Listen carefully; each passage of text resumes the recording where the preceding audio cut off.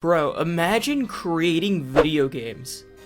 Wait, who was the first person to create a video game? Okay, so imagine being William, oh my god, what the hell is his last name? Oh, whatever, but imagine being him, you just created this, like, tennis game, but 50 years later, the genre of entertainment you created has gotten so far down the line that there are new games about embalming dead corpses that are actually cursed because of a demon. I don't know where I'm going with this. The Mortuary Assistant is a puzzle adventure horror game that was fully released to the public in August of last year. It revolves around you, a mortician's assistant, trying to uncover and expel whichever body belongs to that of a demon, while also just trying to do your 9-to-5 job of embalming dead corpses. The game was developed by Darkstone Digital and was published by Dread XP. Darkstone is a fairly small indie company of less than 25 people, with really no other notable games that like match the popularity of the Mortuary Assistant, but that doesn't mean they don't know how to make a good game. They've made such games as Our Secret Below, Inner, and Cohate, which although they were rated by only a few people, they were unanimously positively reviewed nonetheless. Dread XP, on the other hand, is a more well-known indie company, with them publishing their Dread X bundle, which showcases minigames from a handful of other indie horror developers. Alongside that, they also published a semi-popular game and also bundle that revolves around dating simulators with horror icons.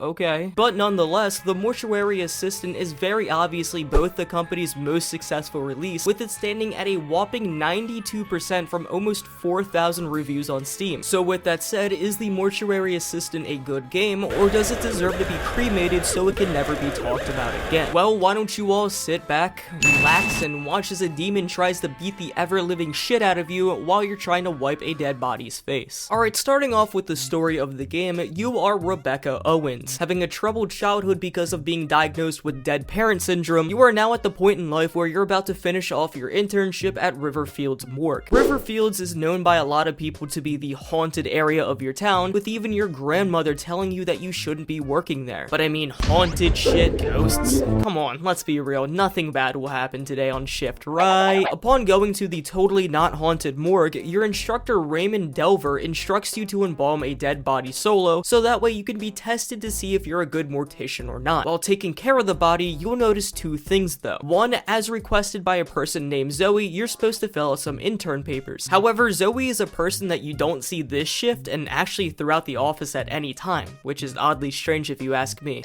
Foreshadowing.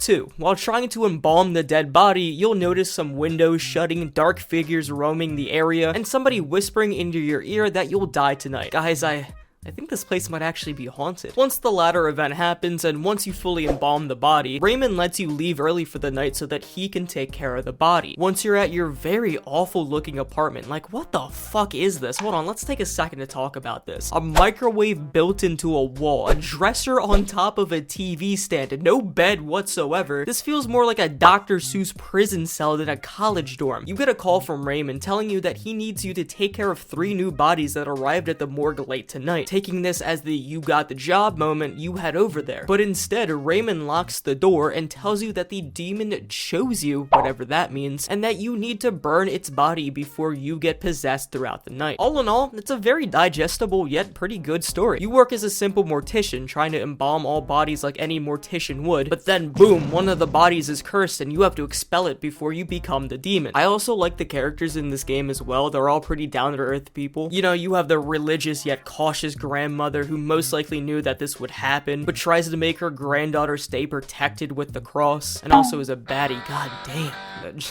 John, don't include that last part, please don't. You have Rebecca, who, although is very ambitious with her career path, is realistic in the sense that she immediately wanted to get the fuck out of that morgue when she first saw signs of danger. God, I hate horror movies or games that have dumbass protagonists who don't decide to just run away. And then you have Raymond, a person who at face value acts like this nice and caring guy who wants to help out Rebecca by giving her a job as an intern, but as the game goes on, his actions are deemed a lot more questionable with the decisions that he creates. So in in short, this game offers really good characters who don't seem as flat as I thought they would be initially. I'll get into the endings of the game later towards the end of this video, but for now, let's discuss the gameplay. It's honestly frightening. Like, this game is poop your pants level scary. There are a few problems which I will get into later in this video, but overall, this game is fairly terrifying. For starters, you have to embalm all 3 bodies since you are working at a morgue, and even with a demon trying to kill you, we don't slack and miss work, okay? In terms of what this game has to offer horror-wise, this is the most mundane task to complete, but even doing this is unsettling for a lot of people. I mean, what normal person likes to wire dead people's jaws shut, or cutting a hole into the artery of a dead person to drain out their blood and other bodily fluids? That alone will make people feel queasy, but then you add the demon into it, which, by the way, the demon, dead bodies, and scares that the demon brings is all randomly generated. So during the night while facing the demonic presence, it is up to you to figure out what body belongs to the demon and what the name of the demon is. Once figuring the two out, you need to burn the body with the clay tablet to prevent the demon's possession. You can figure out which body belongs to the demon by either finding standout marks on the body, or by just embalming the body as the demon gets more active and subsequently more pissed off once embalming it. You also figure out its name by using special letter strips around the building. If the strip spontaneously combusts, a part of its name will be revealed, with you having to do this 4 separate times throughout the night to fully gather its name to put onto the clay tablet. The premise of exorcising the demon is simple enough. Even Raymond says as long as you stick to embalming the bodies and finding its name, you won't be harmed, and you'll live to see another day. But the demon does have a few tricks up its sleeve to try to counteract what you are doing. Sometimes it'll just stand around just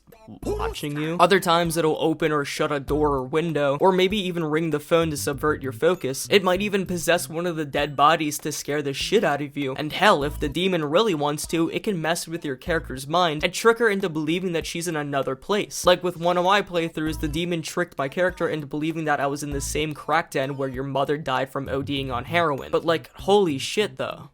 This apartment is nicer than mine, what the fuck? But anyways, I do think Darkstone Digital did an amazing job in making this game absolutely terrifying by centering it around a natural occupation in the world that can be perceived as grotesque and unsettling by many, and then mixing it with an unnatural and unpredictable entity that gets progressively angrier throughout the night. Now with that all said, I did say that there are a few problems that break the immersion of this game. They're nothing game breaking and they're nothing that made me want to not play this game, but I do feel like they need to be fixed upon, and if they do, the game will be amazing. For starters, there are some models or textures that just don't look good in the slightest. I'm talking about the Ark of the Covenant blinding light in the beginning cutscene of the game, the rain outside that looks like it's just a top overlay and doesn't actually look like it's raining, the blood that comes out of a drained body looking like somebody just lowered its opacity to signify to the players that yes, the body is indeed drained. But the worst looking thing of all is very obviously the character models. The dead bodies look fine enough, they all do look indeed dead, but it's just the alive character models that look like they are just made out of clay, with their animations that are just nothing but rough. Spoiler alert or whatever, but I damn near laughed my ass off seeing Raymond getting crumbled up like a piece of paper and then thrown across the room, as it just doesn't look smooth and therefore not believable. But I do feel like these problems can be easily fixed, and with the developers putting out regular updates by the time that this video is coming out, my problems with the Mortuary Assistant will most likely become outdated. Now, while playing the Mortuary Assistant, you can achieve one of 5 endings that are present. So not only does the game have immerse replayability value with the different demon encounters, but you also have multiple paths to go down while trying to expel the big bad ghost. Another spoiler warning for those who want to experience all the endings, but I'll briefly go over all 5 different endings of this game. To get ending 1 and 2, you need to expel the right body while also figuring out the demon's name. This is the traditional good ending, where you get to converse with Raymond about the demonic curse and how this will be your life from now on. I appreciate the continuity of each playthrough. It's not like once you beat the game, everything will reset and the characters will act like nothing ever happened. Nah, these bitches will remember that they got possessed by the big bad demon. Ending 3 is if you get the body wrong and if you get possessed by the demon. It may or may not have been my first ending when I played the game. I'm a pro gamer, I swear. But this is the ending where you crumple up Raymond like he's a piece of paper and throw him across the room. You guys probably have seen it because just 5 seconds ago I was talking about how rough the animations are. Ending 4 is finding out what happened to Zoe, as once you find an old key to a shack, you can see her in there, now possessed. Raymond has been using her demonic body to drain her, so he he can have as much reagent as possible to help with embalming the dead corpses to find the demon. It really brings in the question of the ethics behind Raymond's actions, as not only did he bring you into the place to deal with the demon, but he now did this to someone who didn't deserve it in the slightest. Also, I want to point out, like, how did Raymond not get possessed? I mean, you get possessed once the night is up, and I doubt he had any reagent before Zoe, let alone knew what the reagent does. So is this like a continuity error, or maybe Zoe isn't the first victim that Raymond trapped? Who knows? Ending 5 is where you get to meet your dead father, where he explains that both his and mom's death were not Rebecca's responsibility. This is a really good and sweet ending to obtain in this game, as it acts as sort of a closure to Rebecca's dark path. What a great ending to end this video off. Oh yeah, last ending by the way, if you fuck up the name of the demon, Raymond kidnaps you and you become the next Zoe. Hooray! All in all, I really enjoyed the Mortuary Assistant. I've been saying that wrong. I know I have. I'm gonna get at least one comment telling me I got that name wrong. I feel like there are a few tweaks and changes needed to be made, mostly just with looks, but I had a blast playing this game. Is this game worth the $20 as advertised on Steam? Hell yeah. In fact, I'm surprised of how low of a price the Mortuary Assistant is. But what did you guys think of the game? Did you guys like it? Hate it? Leave it down in the comments below. But other than that, I'm gonna end this video here. Thank you guys so much for watching. If you guys like this video, maybe hit that like button and subscribe. But other than that, I will see you all in another video. Bye for now.